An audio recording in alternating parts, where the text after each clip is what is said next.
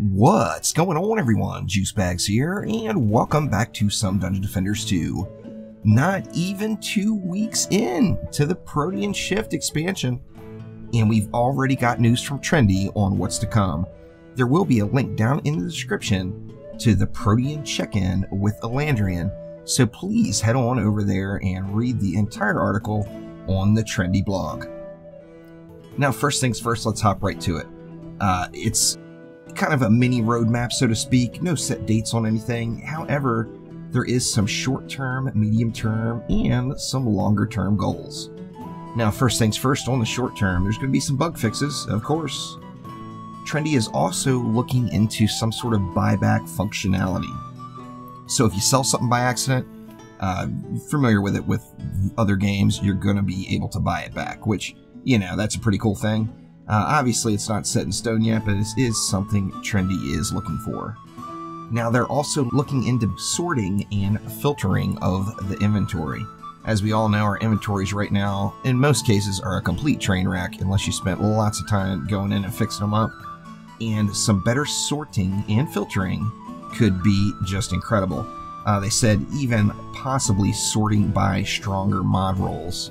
That will be just awesome, so you can auto-loot everything on the map and then sort by the mod quality and then look for the big-time 10 out of 10 or full green mods. Now, there's also talk of materials vault tabs, meaning you would have tabs in your vault to store materials. It actually says in the blog possibly even storing them in larger stacks than you can currently, and then having that auto-connected to all the places you'd want to spend them. So you could have all your crafting materials in your vault and, in theory, head over to the Tinkerer and do whatever you want to one of your items, and the crafting materials would auto-pull out of your vault and be consumed. Personally, I think this is absolutely awesome. It frees up an entire bag space in my active inventory, and that is a change I would certainly welcome. Now, moving on to medium-term goals.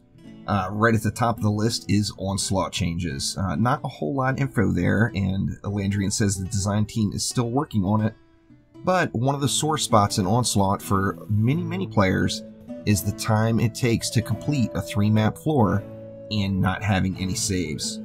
Now, in light of that, he straight up says 3-map floors might go the way of skill spheres. Basically what this means is, for those that have been around for a while, they remember the skill spheres, and it was an old system that was in the game that has been removed and completely gone. So basically, Elandrian is saying is it's not completely set in stone yet, but there is the possibility of 3-map floors completely going away. In addition to that, there's going to be some changes to Ancient Power, which will make it line up better with the changes to Onslaught. I personally am anxious to see that. I've been, I've been pretty public and pretty honest with you all on my opinions on Ancient Power currently. It just doesn't feel super rewarding for the amount of time you put into it, and I would welcome any changes to Ancient Power for certain. Then the last section is longer term, but maybe shorter than you expect, is some just absolutely amazing things. First off, I mean, this list is incredible. It amazes me that Trendy even put this info out there so close after releasing their other expansion. But first off, better party functionality. We all know it needs to be a thing. We need to be able to play with our friends.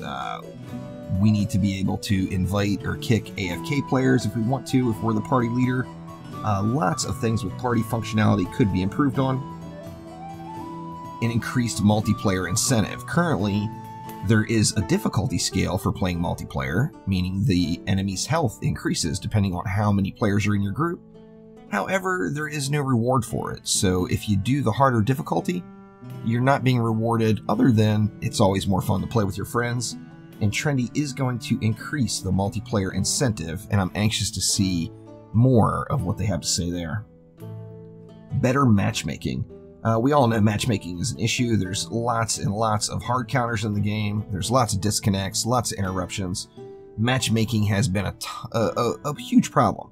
You know, say you're doing Onslaught floors with someone and you're on match 3 and one of you disconnect, then both of you lose the progress on that map. Now here's a big one that I was not expecting anytime soon, but I do think it is just absolutely awesome. And it says no information about it, however, one word, guilds. How awesome would it be to have guilds in Dungeon Defenders 2? I am just so looking forward to starting the Juicy Nation Guild, and hopefully all of you all are excited to join.